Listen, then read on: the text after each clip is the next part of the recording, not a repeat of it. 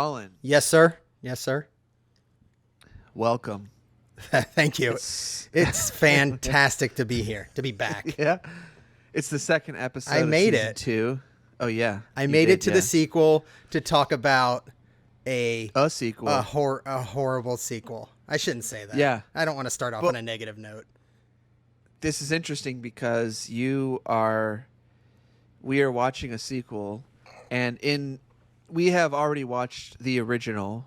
The network special has, yes, but with a different host, and so now we have another host to pick up the mantle for the sequel. And now you haven't. Well, let's get into it. Before. So I've listened to that episode. Okay. Fantastic job. Oh, thank you. And I hope to carry that history of excellence you've laid out forward in this episode. But I mean, I don't think that the material in this movie does doing us much favor when it comes to excellence.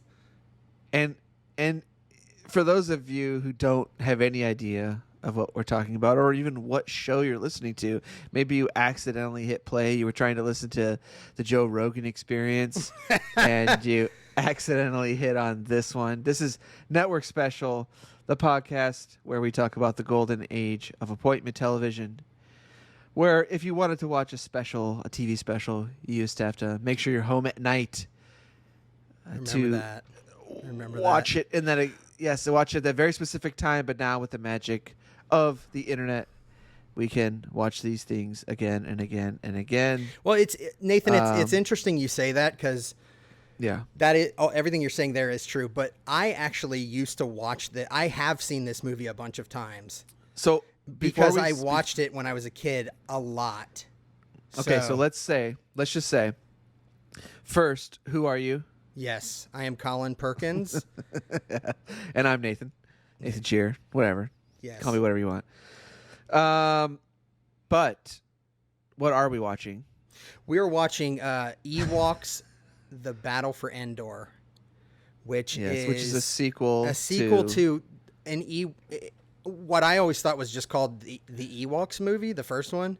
But now when I look it up, it's like been renamed or something. It's called like Caravan of Courage, I think is yes, that right? That's right. And I don't remember what episode number it is. Just look it up. But we talked about the first one. And you haven't seen the first one. I have. But I did not watch this one live like I did the first one when I was a kid. This one you did watch live. Yeah, so the story of my childhood was like more times than you could possibly believe. As a kid, myself, my brother, my sister, we would be like racing in to see the TV. Maybe we were coming home from somewhere trying to get to the TV. And it was extremely common to go and encounter the TV with a big note on it that said, like for my dad, that would say, like, don't change the channel, I'm recording. Because he was always recording something on our VCR. And this was one of the things he recorded. So I don't know where. I assume it must have played on, like, I don't know, some network. It's on like ABC. A rerun or something like that. Because he didn't record it like in 85 when this came out. If I had to guess, it was probably like a couple years later. So it probably reran as like a Saturday afternoon movie or something. But yeah, I used to watch it all the time. The weird thing is that when I rewatched it this time, it's the first time I've seen it in, I don't know, 30 years. Like I didn't remember like almost anything. I remember that there's like a little character that's like super fast and runs around, and that the oatmeal guy, Wilford Brimley's in it. That was it though. So it was kind of like watching it for the first time. And so, like we said, this movie came out in 1985. It was aired on ABC as a network special, and that's why we're talking about it. Yep. But it did get an international release in 1986 in what country? Was it? It was Germany. I think it was Germany. If I'm remembering that correctly. It just says limited international release on Wikipedia. It doesn't give the details, but you said you read Germany somewhere. I think I read that on the trivia section of IMDb. I think said that it specifically called out Germany. So I don't know if they I don't know why they called them out, but apparently they like the You know, Ewoks over there. we have a trivia night at the local pub in town. the And, local pub. Yeah, All and right. what they don't know is that I always pull out the IMDb trivia section to cheat. Really? Like while you're there? Yeah, and I always, I mean, it doesn't always work. Sometimes like if they ask a question about like say like a political event that happened in 1985, there's not really a trivia for that on IMDb. So I just try to find like a agreed. Not on IMDb is not the place I'd go for that. So if it's something like, you know, like I might end up putting like just a interesting fact about October Red or whatever. About what? Hold on, Red October, the battle for Red October. The hunt for Red October? Is that what you're trying to say? Yeah, I just might put like an interesting fact about the filming of The Hunt for Red October in a question that's related to something about Russia, you know. Okay. Are you thinking of Red Dawn? Red Dawn, I think. I think The Hunt for Red October came out in like 1990s somewhere, if I remember correctly. But we may have gone down the rabbit hole with this. Listen, I was constructing a great joke that it had a good end, but it just didn't have a good pieces. Oh yeah, there's some as my one of my comedian friends says when he throws out a bad joke premise that he hasn't written a punchline for, he'll just say, "There's some meat. We just got to put some meat on that bone. Just put some meat on there." And I think that's where right. you're in the workshopping phase in that Red Dawn joke. So that's right. Okay. Yeah. So let's talk about this dumb thing. I watched it yesterday, and I am struggling to even know what to talk about because this movie is so unmemorable. Is that correct? And it's like insulting that they tried to make this as like part of the Star Wars. It has nothing to do with Star Wars other than there's some Ewoks in it. And most diehard Star Wars fans would probably rather the Ewoks never have been a part of Star Wars either. So, but it's like if you went up to anybody in the world and said like, let's play this out. Nathan, tell me what you like about Star Wars. What would most people say? Number one, the prequels. They would start with the prequels. You know different people than I do. I don't think they would say they're huge Jar Jar fans. Jar Jar, those two characters that are like a horrifically offensive, like Asian stereotype that have the Asian voices, and they would love those. And then finally, they would be huge fans of the most recent ones too. Oh yeah, the third trilogy. Yeah. Okay, so that's not what I had in mind. I was thinking okay. You have to discount or like take all those things out of your memory and just think about at the time. It's 1985. Okay, you're a little kid. Somebody comes to you. They are like, Nathan, I know you're a huge Star Wars fan. There's this new Ewoks Star Wars movie coming out. Like if you went to see it, you would have been. If you were in Germany, I guess is the only place you could have gone to see it, or if you watched it on TV. But it's like Star Wars is lightsabers, Jedi, the Force, starships that actually fly, time, out in space. This movie literally has none of that, not even a sniff. It has a couple spaceships that sit on the ground broken, and that's pretty much it. Like there's nothing that would tell you this is a Star Wars movie at all. So I'm looking on the Wikipedia I was trying to see if they have something that they like to, it's like they have the canon, right? So like everything is like specific to, like if something is canon, like that means it is true for sure. And you can use it in your Star Wars story, a main approved Star Wars story. Yeah, it's considered like the approved characters, plot points, all that stuff. Like the approved history of that galaxy or whatever. So, but then there is like another thing where it's like C canon and B canon. I think there's like layers of like canon. Like oh, this is kind of canon, but it's like not. Is that because like of... when Disney bought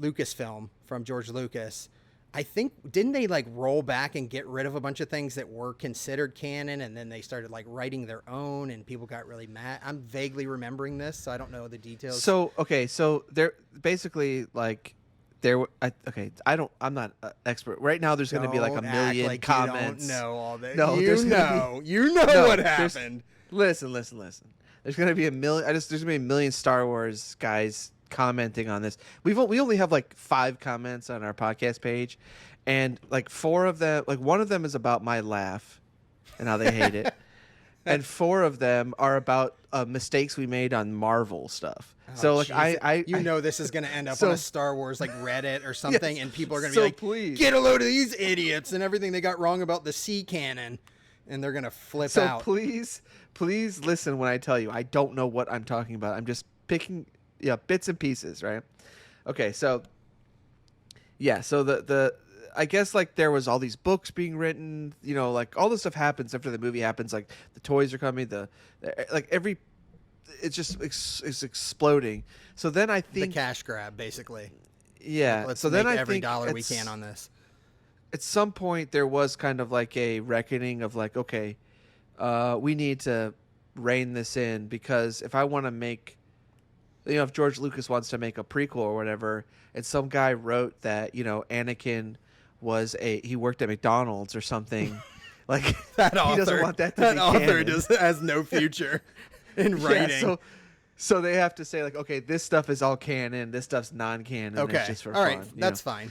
That's fine.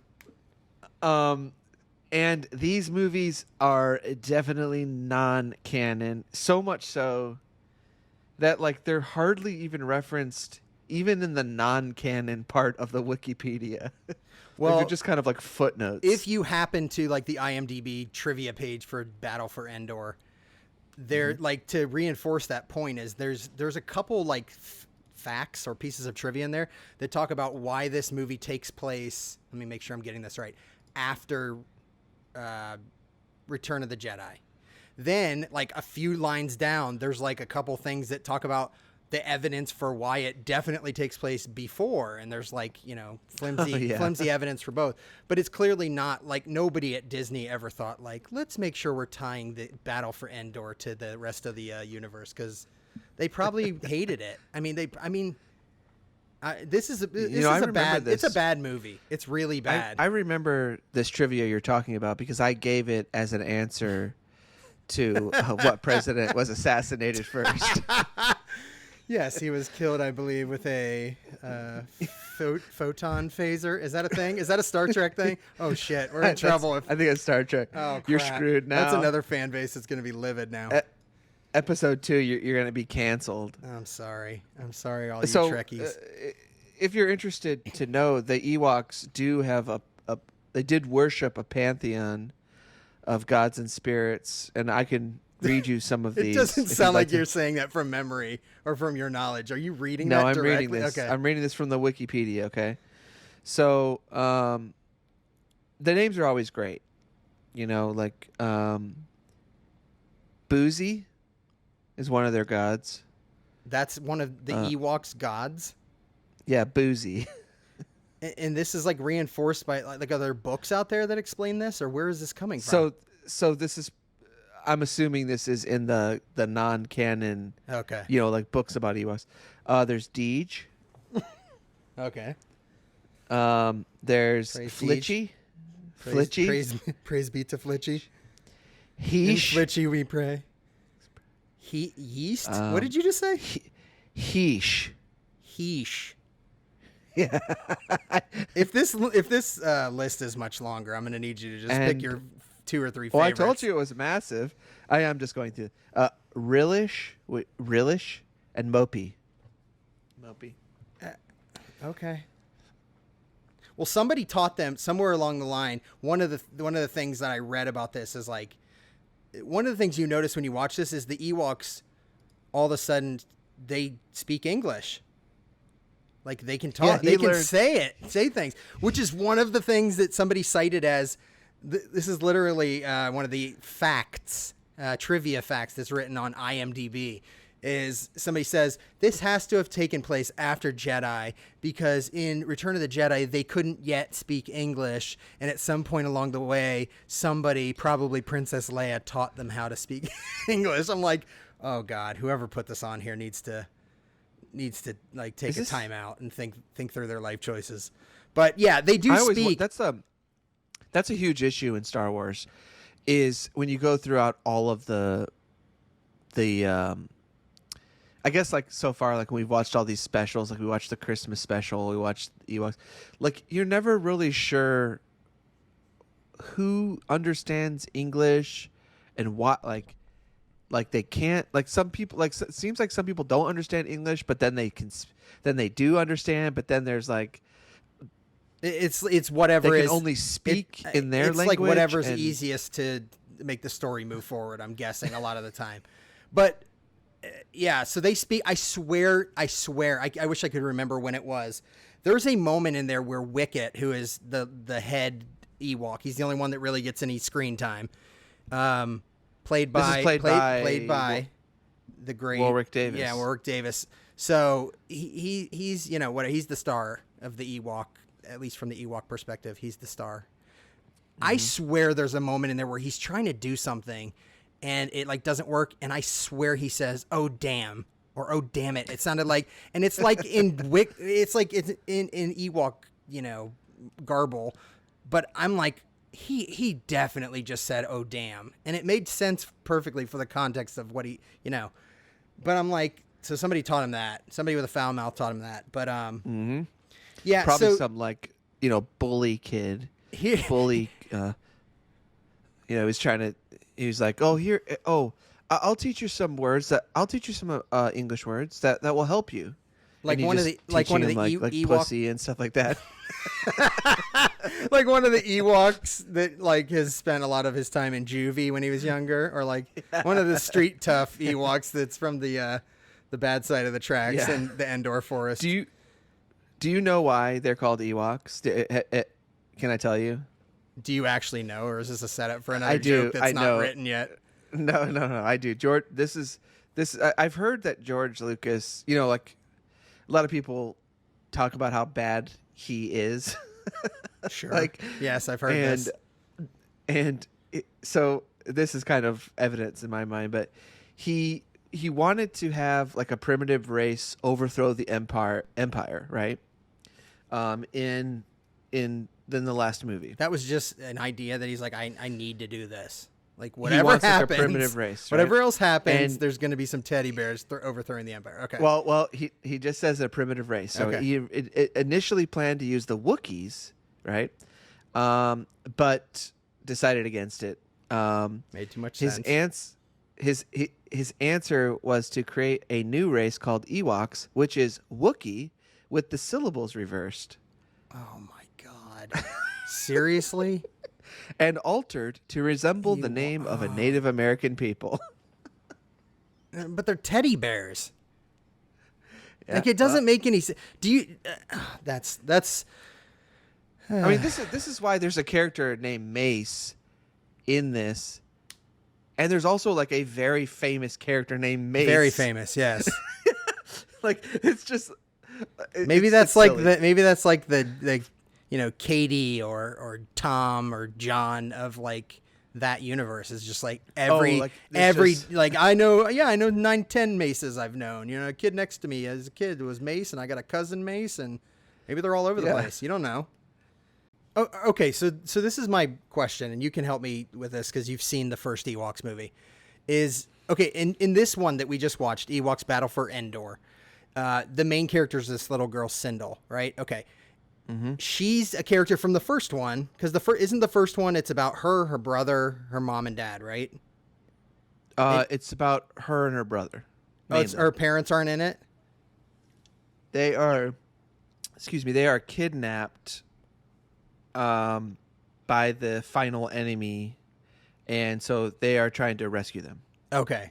Basically, they crash land on this planet, and while their parents are there trying to fix the ship, they run off and the parents end up getting kidnapped and so then the rest of the movie is them going to find their parents. Okay, going on a caravan of courage, you would say, to find their. Okay, so I assume they find them because at the beginning of this movie, they're all together, but that the happiness lasts for like 11 seconds into the movie because this random like attack starts happening. The dad, who I know is in this one, is played by a different actor. Yes, I can't. His name is escaping me, but he's the principal from Paul. Breakfast Club. Yeah, so Paul. In the Paul something. In the very very limited time he's in this movie, that's all I could think the whole time is like, your ass is mine, like whatever he says to the kid, you know.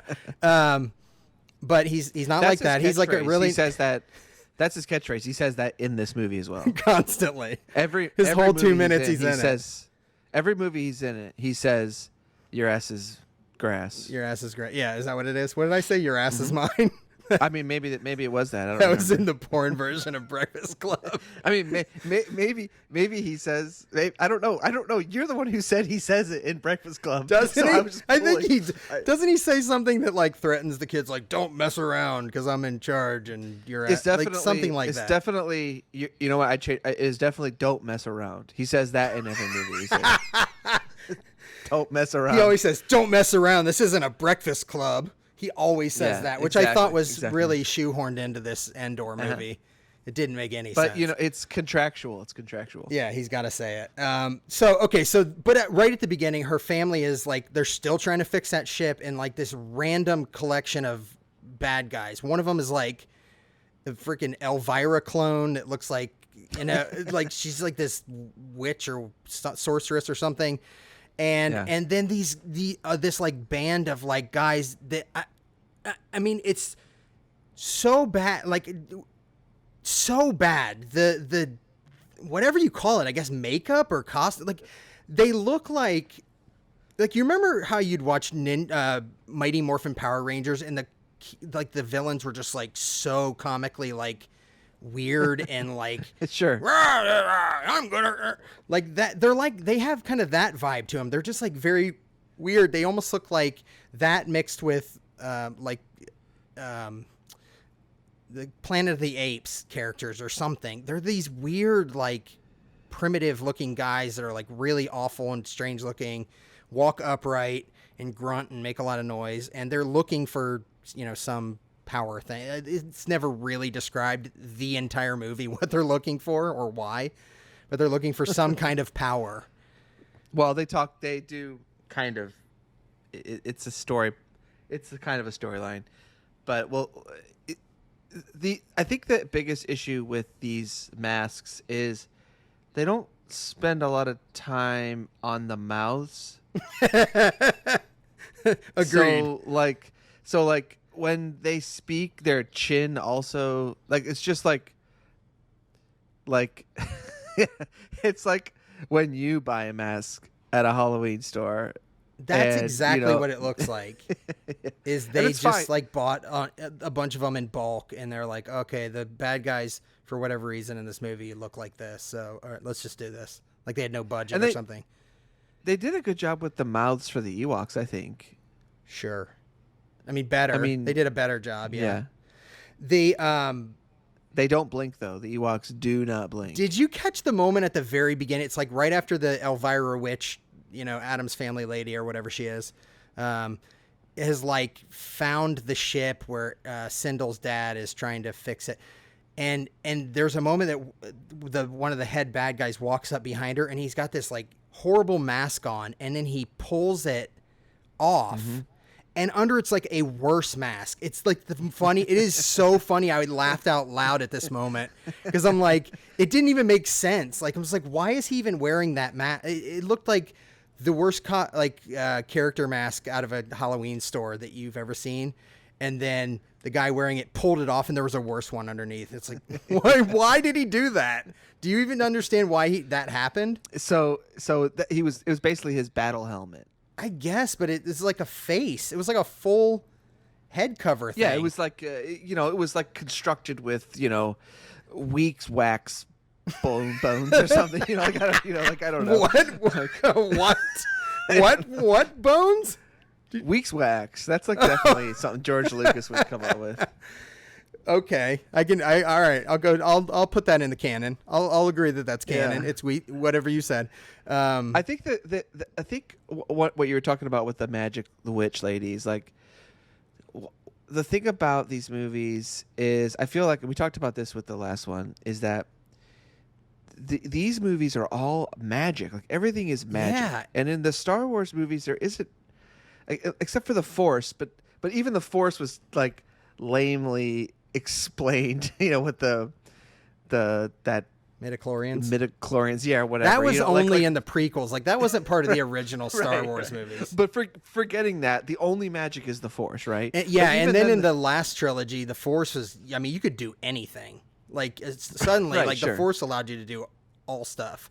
But it's not Halloween magic like this is. This is Halloween. You know what this feels stories. Like to me? Like, again, if you didn't know this was a Star Wars movie, other than like the Ewoks, there's nothing else that would tell you this is a Star Wars movie. It felt much more like, if you think about movies from the 80s, this Ewoks movie made me think of things like Labyrinth. Have you seen Labyrinth? Yeah. Labyrinth, Neverending Story. What was the other one? Oh, Return. Did you ever see Return to Oz, the sequel to? Oh, sure. It's absolutely horrifyingly scary. It's so weird, but they're all weird and have this weird, like, creepy, like, kind of like you're talking about magic mysticism thing to them, and that is exactly what this felt like to me. It was weird. It was very weird. It's funny that you're naming like amazing productions. Yeah, good ones. Like that did it well. This is like, I was thinking stuff like the Beastmaster 3. That's what this is like to me. Like Excalibur, just like really bad fantasy stuff. Well, okay. But I mean, I'm not necessarily, like, we could go through the plot a little bit. Like, I want to like point out some stuff that we saw. Yeah. I think what you mentioned to me while we were watching, like, the family, the mom, the dad, and the brother and the girl, and I want to say the brother is Mace. He was fully in the first one. Yeah. He is the guy who plays him. I think his name is Eric Walker or something. He's very much a booster for this. He's the reason why these movies ended up on Disney Plus. He's like trying to. I think he's trying to do like a Kickstarter or something to like make a whole behind the scenes or something. I don't know. But I feel so bad for him. I really want to find that Kickstarter right now and see what's in it. Like how much money. So the thing about that we always laughed about was that he looks exactly like Luke Skywalker. First of all, like they found some kid who looks just like him and who's just as whiny. And but the thing is, like, he was such a. He didn't want to go to Tashi Station and buy some power converters, though. Yeah. He's not quite that whiny, is he? No, well, I mean, in the first one, definitely. Oh, but is he really? Wow. In this movie, glad he got killed immediately in this. Then. Well, that's the thing. Like, I feel so bad because he's such a big booster for these movies, but they killed him off so fast in this movie. Like, within 10 minutes of this movie, he's dead. Do you think when he got like cast in the first one, he was like, "This is it. Like, I'm on Easy Street. Like, this, my life has just begun. Like the sweet life." And like, and I mean, obviously he makes it through the first one, but it didn't like skyrocket him to stardom the same way like Mark Hamill did, when he was in Star Wars. So. Yeah, no, this was a rude awakening for him. Well, okay, so let me talk. I want to talk about a couple plot points too. Okay, so her family gets killed, which is made very clear because she's wearing what I think in the history of the Star Wars universe is like the stupidest, most pointless invention. She has this like watch or bracelet thing on that has 4 lights. That's all it has on is 4 lights. And you find out that those represent, like, if those lights are lit up, that means her family members are still alive. One of them's her, and one of them's her dad's, her mom's, her brothers. And so they all start, have these. They're all wearing them. They start dying at the beginning, and she just keeps looking at her watch, and it's like sees the light turn off, and it's like this weird. Did they have those in the first one? No. So somehow between movies, they found a store and bought these. Like, these are cool. We'll know if we're not together, we'll know if each other are alive or horribly, murdered. It'll be great. So she sees her whole family get murdered. I guess it's one of these things where you're like, listen, I don't want one of you guys going on another caravan of courage. If we're in fact dead. Yeah, if we're already dead, then you don't need to be going on caravans, of exceedingly courageous, more and more courageous. Yeah. So just like one caravan more courageous than the next. Yeah. You don't need that. I agree. If I'm dead, then you don't have to go on a caravan. Okay. I guess it is nice if you think about it from that standpoint. Yeah. Sure. But so she spends the first few minutes of the movie just seeing her dad die, her brother die, and she's on her own. So she's also, did you notice how leisurely she takes things when she's running from danger? There's a couple points in this movie. Basically skipping. Yeah, there's a couple points in this movie when she's with her dad, who I think is, if I remember correctly, the last one of her 3 family members to die. He gives her this goodbye talk and says nice things to her, and clearly he knows he's gonna die, and he wants her to get away, and he says to her very clearly, run, don't stop, don't look back, just run. And she goes oh, okay, and he's like, run, and she starts running kind of a light jog, and takes 14 steps, and then stops, turns around, looks at her dad for a long time, and her dad says, don't mess with me. He goes, don't mess with me or your ass is mine. He did say that. Then she runs off. Yeah. But she stands there looking longingly at him dude, he just told you 4 seconds ago not to do this. No, it's and annoying. She does this again later when she's running from something, is she just stops and looks around for a long time. This is the pattern, because in the first movie, in the very beginning, they go missing. The kids go missing, and the parents are looking for them, and they can't find them. And the mother says, I told them over and over again not to leave the ship. And this kid, it does not matter what her parents say. This kid always does the opposite. Yeah. She killed her parents, as far as I'm concerned. She's a horrible character. She's a murderer. She's got to live with that. So they are killed. She heads off, and then this is the thing about the movie is what I can do is I could give you maybe 5 scenes that matter to this movie. You can, and then the rest of the 100 scenes are just wasting our time. Just running or telling each other that we miss our mom or whatever. It's just over and over again. It's the same thing. And then every once in a while, a cool creature will show up. Yeah. And then you got to sit through another 50 scenes of them chasing them, and it's in the battle scenes, you see the exact same thing happen 20 times in a row. Oh my God. Okay. First of all, you go I don't want to skip past everything you just said. I'll say this and come back. You go this entire movie, waiting for the battle for Endor to happen. And it's the very end of the movie. And it is the most drawn out, repetitive. It felt like it was 45 minutes long of just the same thing. It's miserable. It was probably it's 2 minutes long, but it felt so long. So, but yeah, so there's not much that happens that's I would agree with that. There's not a whole lot of and there's no character development at any point. There's not a character in here that you really know anything about for the most part.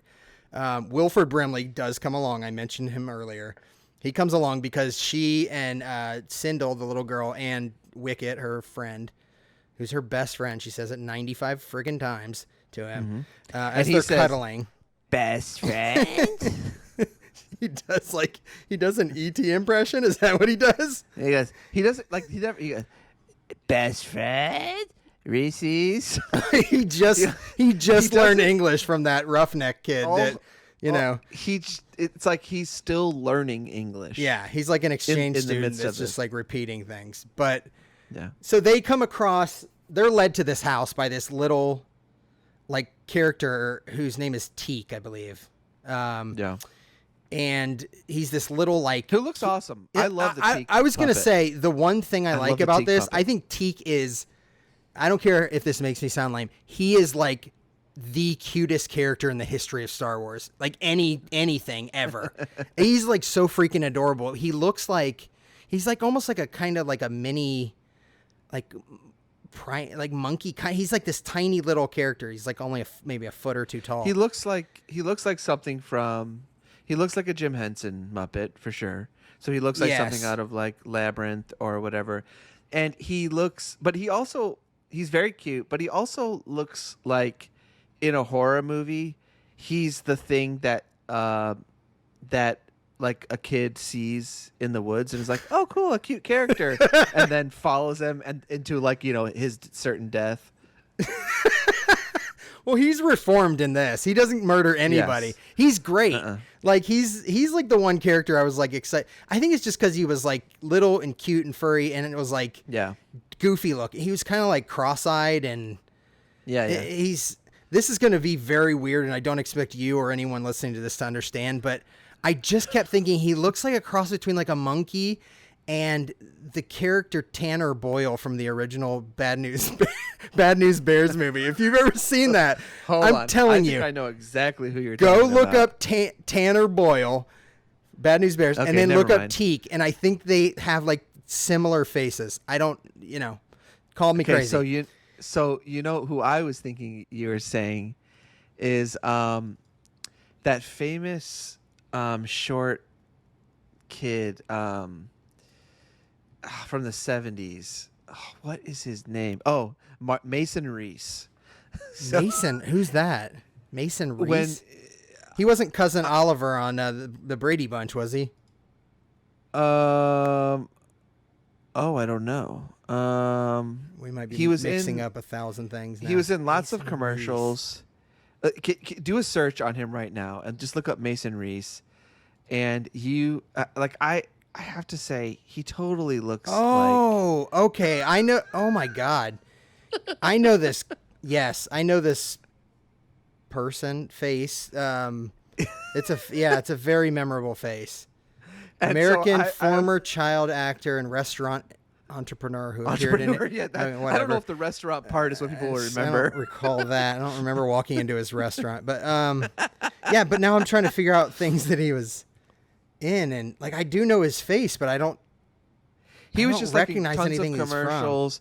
He was like he was this one of those kids who like he would go on like a talk show, like in this like the Mike Douglas show is what they mention here, and he would like kind of talk like a little adult, But I think he was also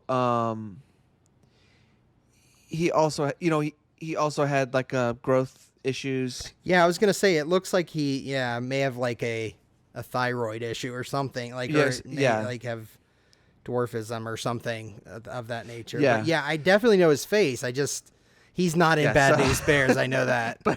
I'm almost positive he's not in that. But no offense to Mason Reese, but I'm seeing a little bit of him in Teak. Well, I bet Teak is one thing that he saves the day a couple different times. He's like lightning fast. He can run like in a blur, you can't even see it. So I don't think Mason should be. You think Mason Reese had that too?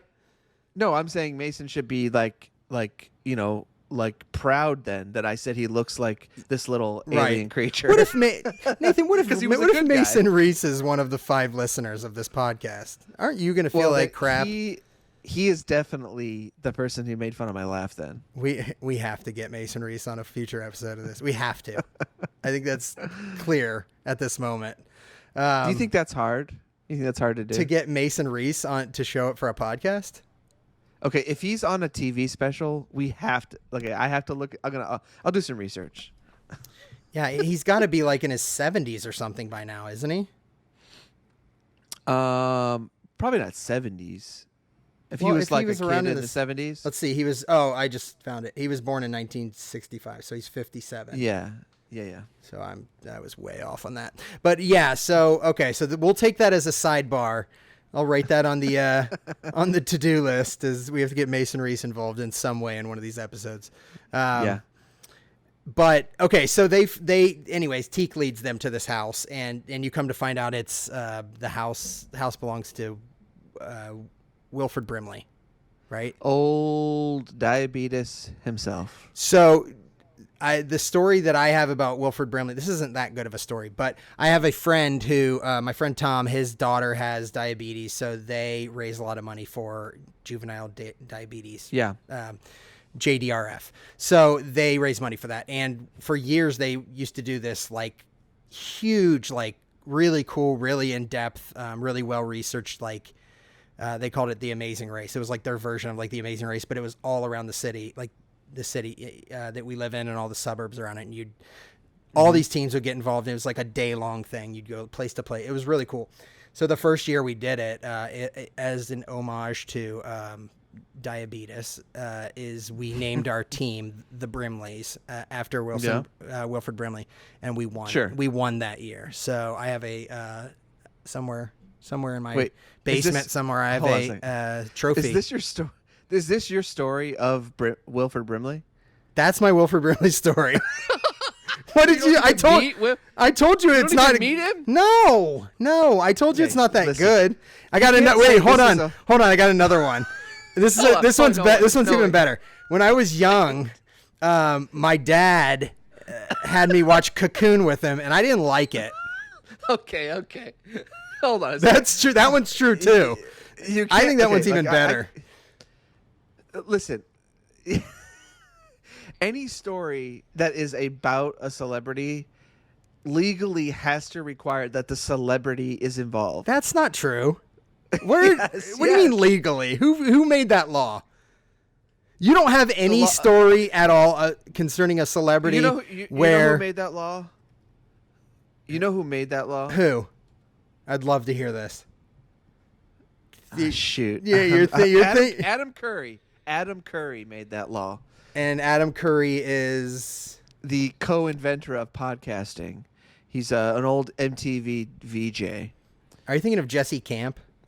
No, not Jesse Camp. Because I don't think he made anything but like. Oh, he made a record. Track marks on his arms. Yes, he did. It was like the garbage Jesse Camp and the Garbage Kids or something like that. It's not bad. There's a couple of jams on there. Oh, for God's sake.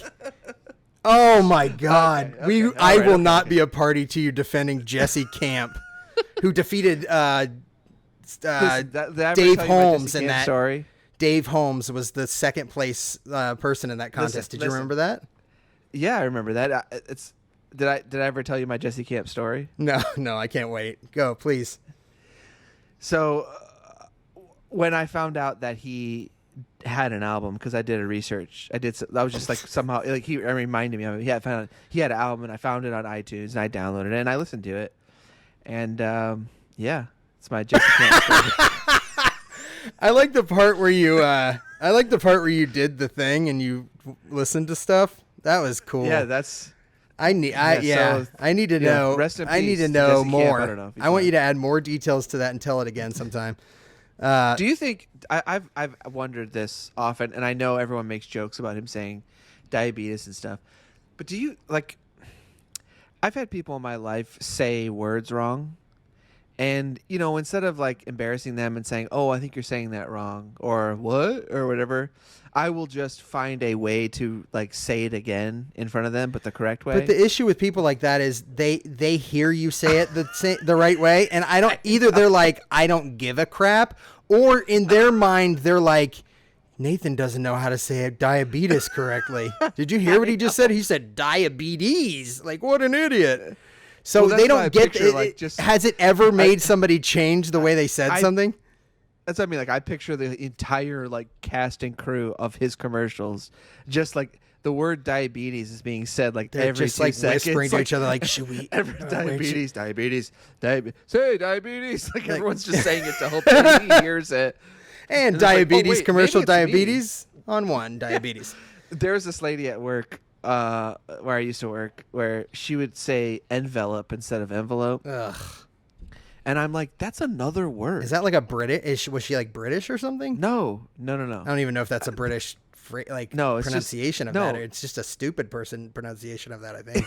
It's like an idiot pronunciation. It's like, like I just kept saying like, like I don't care if someone says a word wrong, like, but if you're saying another word. Well, she's saying it correct. If you're saying like, we walked outside and the fog was so thick and enveloped us. That's right. That's not what she was. But you don't. Yeah, you don't say like I put the letter in an envelope. I can't even say it in an envelope. She would say something. That and I would go. She would go. She would go. So you take these and you put them in these envelopes, and I would say, okay, so. Instantly I would go, okay, so I put them in these envelopes right here. And she'd go, yeah, these envelopes. These envelopes? Yes, those envelopes. And she would repeat it's like a freaking like Abbott and Costello routine or something. It was I didn't like that job. Granted, it was one of Abbott and Costello's crappier bits, but it was one. It was when they were really searching for stuff at the end, but she knew what I was referencing. She knew. She didn't give a crap. She thought you were saying it wrong. Okay, so Wilford Brimley shows up, and he's like this mean guy, and he tries to kick them out. But you can tell, like, immediately, there's all the way his character's written, he's like, get out of here, I don't want you around. But then, like, everything he does is, like, he's clearly, like, a nice, like, kind-hearted guy, but he's just he's almost like, he's like the Ron Swanson of like Star Wars or something. Like he's just like he has to be like, the like gruff and like brief and to the point. He's the Wilford Brimley of Star Wars. Oh yeah, okay, better. Yes, better. I like what you said. Take out what I said. Yeah, that's exactly right. So he's there, and like it's not even worth going into all the like basically like. They like become fond, like they become like this like quasi like we're friends, we're family, like pretty much really quickly. There's no effort is put into writing anything that would make you buy into these characters or care. No, they just immediately like each other. They just put like blankets on each other. Yeah, pretty much, over and over again. Yeah, it's yeah. There's one scene where she's like sitting. She's a little girl. She's probably like I don't know.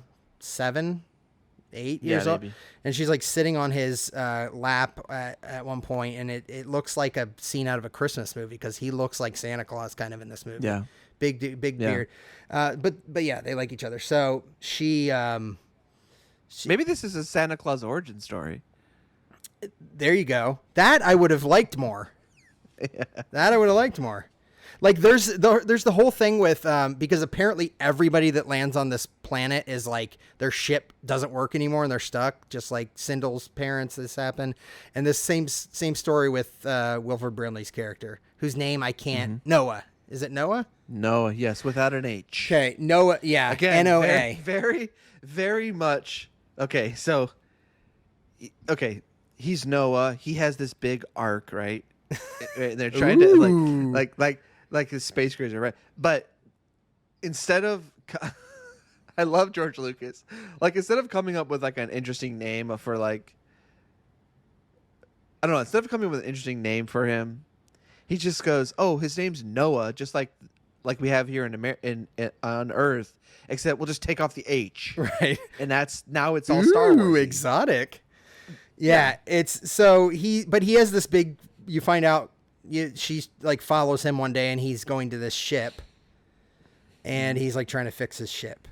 This humongous ship. It's not like a tiny like thing. It's huge, which he lives in this little like shack. And the first thing I thought when he got to his ship is I was like, why don't you just live in there? I mean, that thing is huge. I know. I don't because he's like really like nervous about people finding it because he's like booby trapped all around it. So he doesn't want anybody to find it. I'm like, then just stay there. You could work on it all the time. You don't have to go, because to get from his little crap cottage that he lives in to his giant ship, it's like this big treacherous walk that he goes through. So I'm like, either if you're going to build a crappy cottage, do it right by your ship, or just live in the huge ship. Like, I don't understand what he's trying to do there. But anyway, otherwise, well, then you can't have 20 minutes of adventure. Yeah. Which in the Ewok movies, adventure just means, going over a river on a tree that fell over. Walking on a path. Yeah, walking across a fallen over tree. Yeah, pretty much. That's pretty much what it is. Like the adventures these kids have, like at Ewoks, I've had the exact same or more dangerous adventures in like the metro parks in Ohio. Well, they're pretty nice metro parks. I mean, you got to give it up.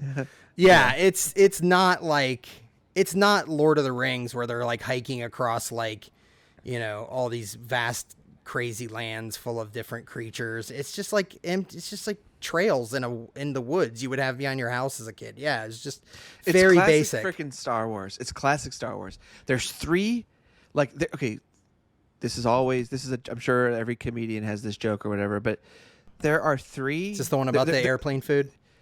No, this is okay. Yeah, it's about the difference between Star Wars cats and Star Wars dogs. There's like this vast universe where there's millions of planets where we could see anything we ever wanted to see, and all we ever see is the forest, the desert, and a city in a desert. Right. That's it. Like, that's all you get. Over and over again. That's all we ever freaking get. We could have planets where the water is in the sky. The Star Wars fans are pissed. They're on there going, what about Mustafar, the lava planet? What about Hoth, the frozen planet? What about... They're reaming you right now, and they're making fun of your laugh, and they're having a hell of a time with it. So I just want you to know that. I have...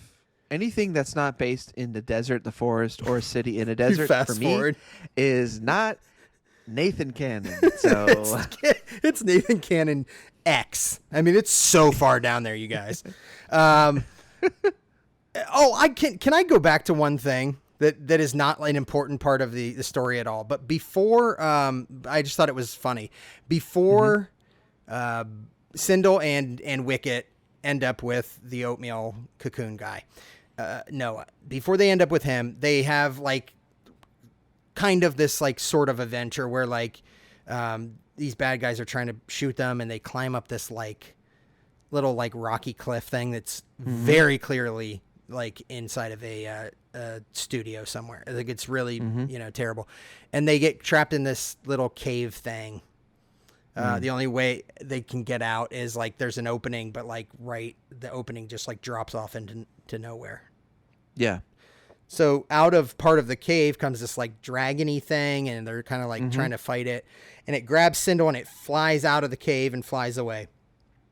And Wicket, while they're in there, he's been like building this hang glider, which where the hell did he get the stuff to build it inside this cave? I'll never understand.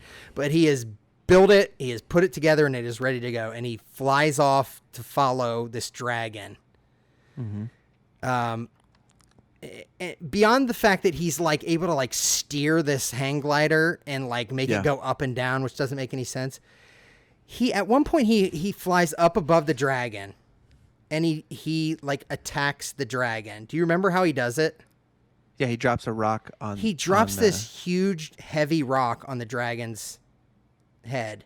Yeah. Which made me think, anytime I'm going hang gliding, the first thing I make sure that I'm going to take with me are giant rocks. Okay. Huge, heavy rocks. Like, why does he have that on there? So do you think they even thought about that? Okay. Well, I think so I think in the first one, they're also in hang gliders, or in this one. Is other people in hang gliders in this one? No, not that I recall. I can't remember if it happens in the beginning or... I may have suppressed the memories of watching this, but... I think there were, in the first one, there might be hang gliders. Anyway, the Ewoks are hang glider masters, right? So they can just find random scraps of crap in a cave they're stuck in. build a hang glider. Like the rock thing. Like I think my understanding would be that he would have took the rocks with him because he knew he was going to try to drop the rock on him. What? I don't think he attaches rocks to hang gliders. You watch him like go and just get on the hang glider and go. Whatever. It's probably not the detail that I should be. My issue is what, he drops the rock on the girl. There's no way he gets down in time to catch her. So yeah, he's flying above. He's flying above this dragon. The dragon's holding that the rock would hurt it. Yeah, the dragon's holding her in its like talons, its claws down beneath its body, and it gets hit on the head by the rock and just drops her. And he proceeds in a hang glider to go, okay, here I come, and like somehow like nosedives this thing, like nosedives it. Like a paper airplane that just like sucks. Yeah, and then gets to where he is and like swoops under her so she lands on top of it. I'm like, he really is. You were right when you said the Ewoks are hang glider masters. They're masters. He clearly built like a navigation system in this thing that is pretty amazing. So anyway, that's a little bit of extra adventure they had that we didn't touch on. Let's just we're wrapping this up a little bit. Let's skip to the battle. Basically, battle happens. He finds the battery, it goes, puts in the script. He goes off the planet. There you go. Now watch the movie. You can figure it out. So I want to talk about a little bit about things that you liked or whatever. I know you like Teak. I love Teak. I love the music. I always love the music in these things. Really? I love TV movie score, and I love it, especially when it's done by people who are in the Star Wars little area, because I think everyone's trying to kind of do a John Williams kind of thing, even if they're not, so there's lots of good, lots of nice flutes, and I love the music. It's got like a lot of like like magical harps and like xylophone kind of sounds in there, whatever. I love that, and I love the freaking matte paintings. That's what I was about to say. From the first one, I had the exact same feeling about, like, the matte paintings are always so great. That's what I was gonna say. That's cool throughout. Like they're clearly like not real, but it adds to like the fantasy like feeling of the whole thing. So for anyone who doesn't know and who didn't listen to the original episode where I described what a matte painting was, go back. But it's just basically a piece of glass or something that they've painted a landscape on, and then you position it in such a way in front of the camera or behind, in the back or whatever, however you do it, so that when people are walking, it lines up exactly with whatever they're walking on. It's and it makes it look grander, like a real. It's like if you think about the last scene in Raiders of the Lost Ark when he's pushing the Ark back into this gigantic warehouse that looks like it goes on for a mile. Do you remember that? That was done with a matte painting. Like obviously they didn't have a warehouse like that was built a mile long. Yeah, so it cuts off at a certain point. And then there's a matte painting that makes it look like it continues on, and it's a really cool effect. And it's nowadays, and that's, they actually still use that terminology of matte when they're doing computer graphics and stuff. But so because nowadays everything's a computer. But like back then, what's kind of funny though, what's really funny is if you think that something is a matte painting, and you could tell a lot of times because you could tell like there's a castle or there's like a crazy weird castle in the background that wouldn't be there. They wouldn't have looks built like it's made of watercolors. Yeah. Like what's really funny is you can kind of see like it's wobbling a little bit, like the edge of wherever it's supposed to meet is just wobbling just the tiniest little bit. And it's when you notice it, it's a little jarring, but the paintings on this are really great. The paintings in this series are always really great. I don't know if there's a Hall of Fame for matte painters. There's got to be. But if not, we need to create it right after we get Mason Reese on. Yeah, that'll be Mason Reese is the first thing. Yeah. And we'll make a matte painting Hall of Fame afterward. But yeah, I like that about it too. I like that about it too. I think that's the best I like about this movie. Do you think people should watch this movie? I mean, they should have already watched it if they're listening to this podcast. Yeah. Because they would have heard the trailer. Doing? They would have heard the trailer and then been instructed by us to watch this thing. I mean, I think that somebody could if you have like a little kid, then I think yes, you should. Even though my 5-year-old son was in the room for part of the time I was watching this, and he was kind of scared at a couple of the things. Oh, yeah. Pussy. Which, yeah, I was like, I'd really let him have it. I was like, son of mine. Yeah. It's like somebody's sleeping in the garage. We got to toughen you up, boy. So if you have like a kid to watch it with, or if you have some I mean, I would say like if you're like a diehard Star Wars fan, but if you're a diehard Star Wars fan, you've probably already seen this. Yeah,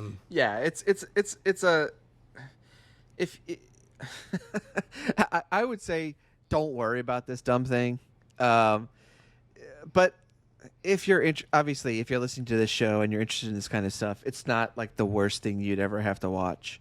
But man, it's if you've only got so much entertainment time in your life, listen to our show and then skip this movie. Yeah, I think that's a good. I would rubber stamp everything you just said. I would agree with all that. We all have a finite, number of grains of sand in the hourglass of our lives. God, what was that? So that was beautiful. What I just said.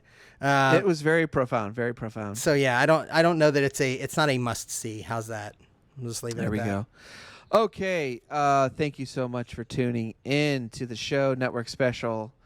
We'll be back next week. Don't forget to listen on your favorite podcast thing. We're on all of them, I think. There's probably some that we're not on. We're not on ones we're not on any networks. We're on the Golden Ox network. Besides that network, we're in iTunes. We're in.